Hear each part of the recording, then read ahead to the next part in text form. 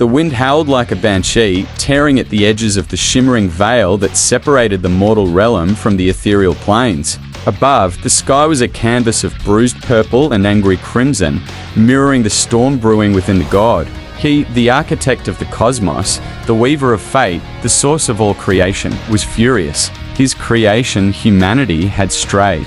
They had turned their backs on the divine spark, on the harmony of existence, and embraced a path of greed, of self-destruction. The air, once pure and vibrant, was now thick with the stench of their folly, pollution choking the life from the earth, the seas choked with plastic, the forests razed to the ground. Rage, a searing, white-hot emotion, coursed through him.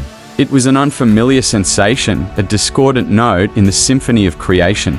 He, the embodiment of order and tranquility, was consumed by a primal anger. He looked down upon his beloved world, once a masterpiece of vibrant hues and teeming life, now marred by the scars of their hubris. The once verdant forests were now skeletal remains, their branches bare and their leaves withered. The rivers, once life-giving arteries, now flowed with a toxic sludge.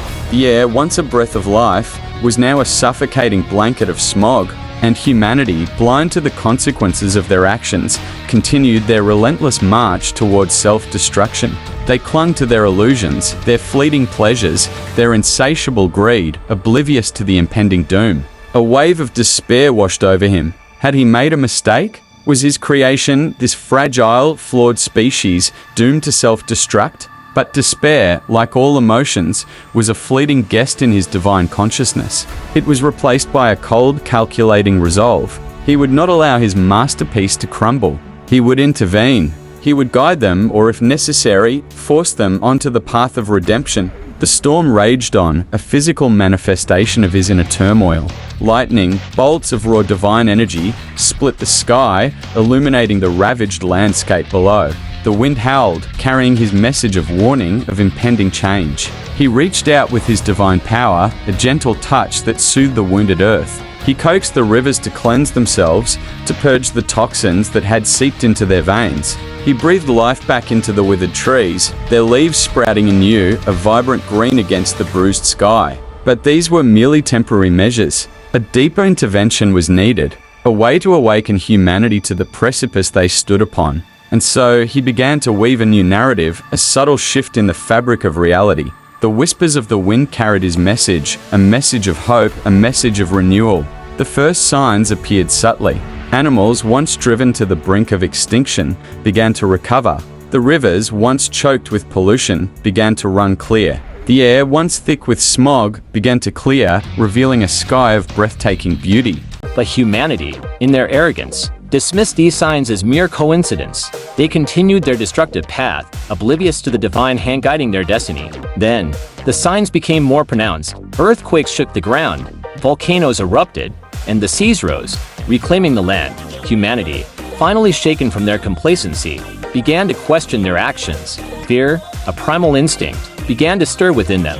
The god watched, his expression a mixture of sadness and resolve. He knew that fear, while a powerful motivator, could also breed hatred and despair. He needed to offer them hope, a path towards redemption. And so, he sent his messengers, not angels with wings of light, but messengers of a different kind, prophets, visionaries, those who could hear the whispers of the divine and translate them into a language humans could understand. These messengers appeared in different forms, in different times. Some were poets, their words weaving tales of wonder and awe, reminding humanity of the beauty of the natural world. Others were scientists, revealing the intricate workings of the universe, the delicate balance of the ecosystem.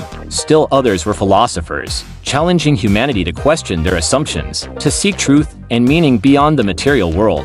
The messages were subtle at first, like ripples on a pond, but slowly, they began to take root, to awaken a dormant consciousness within humanity. People began to question their values, to seek a deeper connection to the earth, to each other, and to the divine. The path to redemption would not be easy. There would be setbacks, there would be resistance, but the god, watching from his celestial vantage point, remained steadfast. He had faith in his creation, in their capacity for growth and change. He knew that humanity, like a phoenix rising from the ashes, would eventually find their way back to harmony, back to the path of righteousness, and when they did, the world would be reborn, more beautiful, more resilient than ever before. The end. This is just one possible interpretation of the story. You can expand on it, explore the characters and their motivations in greater depth, and delve deeper into the philosophical and theological implications of the god's actions. Let me know if you'd like me to generate another story or explore a different aspect of this one.